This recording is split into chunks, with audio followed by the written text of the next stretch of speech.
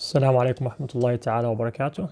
In this video, I will attempt, inshallah, to answer one of the main questions that people have about Islamic arranged marriage and how different are we from other websites and service providers. So the main thing is our profiles are confidential. When our clients fill out the form, we keep that confidential. We do not share it with anyone.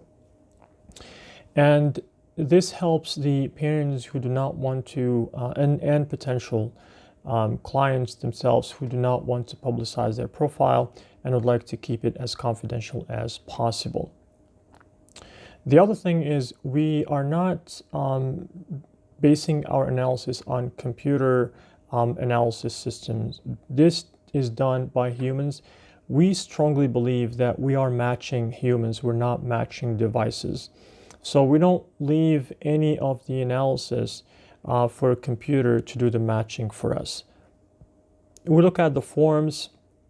So initially, just to explain how the process really works, and hopefully through this I'll give you more sense of how we stand out compared to other websites. The potential client will fill out the form. A member of our team will look over the form and look for anything that would give us a level of comfort to say this could be a potential client, or if we feel that we're not a best fit for the client, we will respectfully decline to take them on as a client. But if we assume that the client is to be served by us, inshallah, what we do is we create a bill that will be sent to them. Once the payment is received, an interview is scheduled with the client and the parents. And that will be the one thing that will finalize the establishment of the account with us. Through that interview, we will ask questions based on the application that we have and also a pre-made questionnaire that we have that would help us get a better feel for the client. And also we have follow-up questions that also will help us to decide the potential spouses that the client is looking for. Absolutely, that's something that we asked in the first step, but also we have follow-up questions based on the answers that we do receive. Once that is added to our data, we do ask for references. We'll be reaching out to them.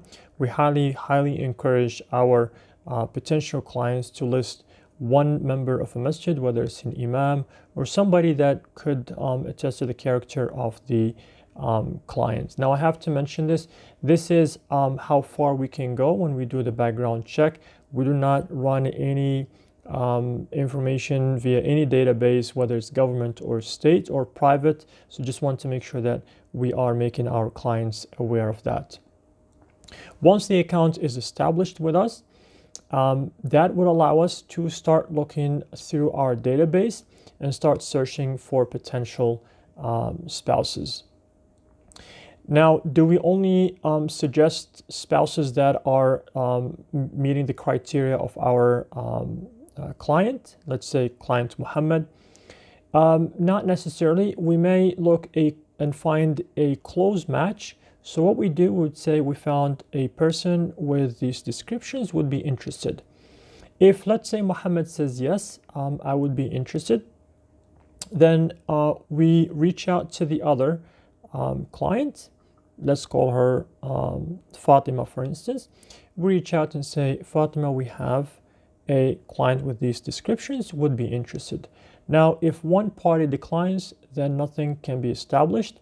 But let's say that both parties would like to explore the potential.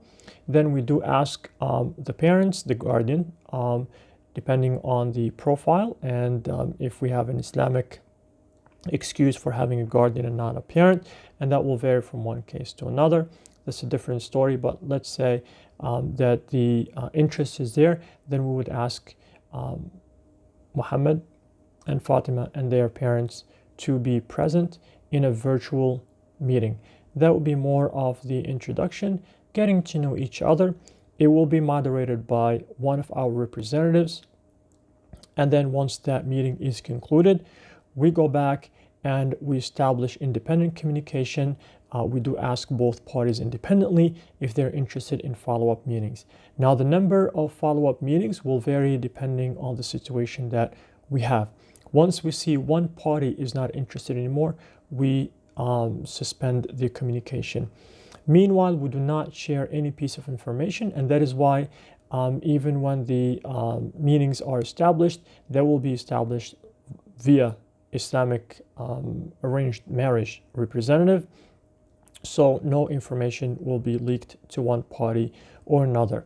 Like I mentioned, it depends on the number of meetings that are needed. Of course, we try to control that. It's not really a dating website. We do not allow for unnecessary meetings.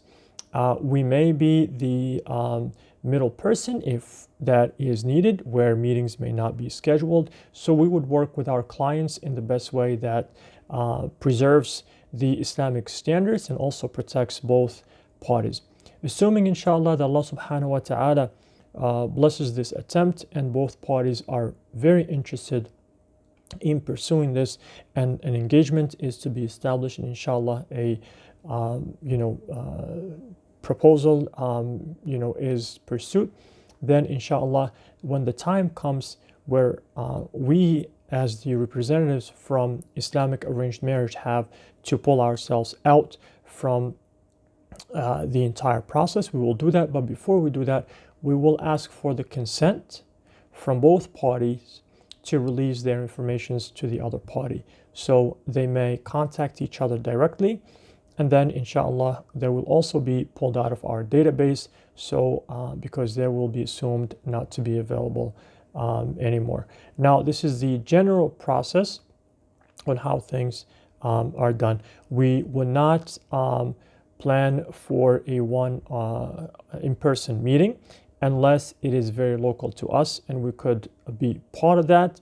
The likelihood of that happening is very slim, but if that happens, we will have to assess the situation and we will have to decide whether that can be done or not. But as long as the profiles are still with Islamic arranged marriage, we will try to decide what is the best path to protect our clients and protect ourselves, and again, most importantly, to preserve the teachings of Islam.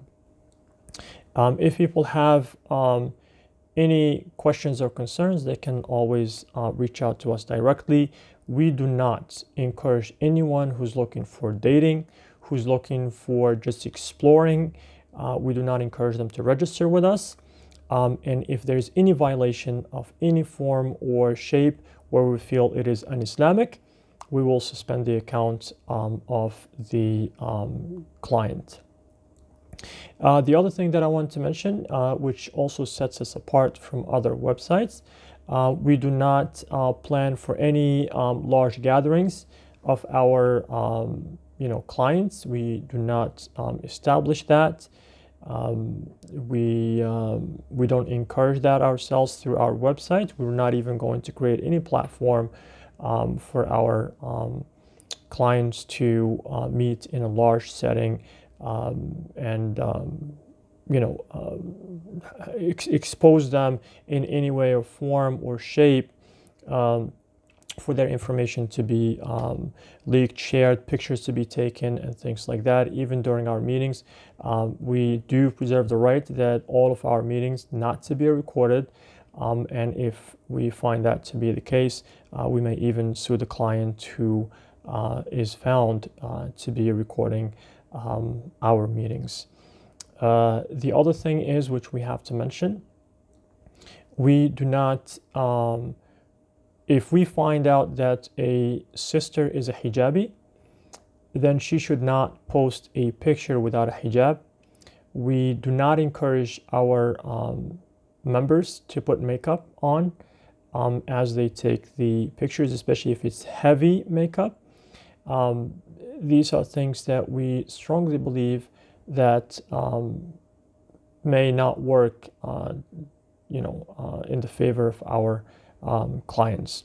So these are recommendations that we make to our clients, and we do pray that inshallah we will be providing the best service possible, and most importantly continue to please Allah subhanahu wa ta'ala through the process, inshallah.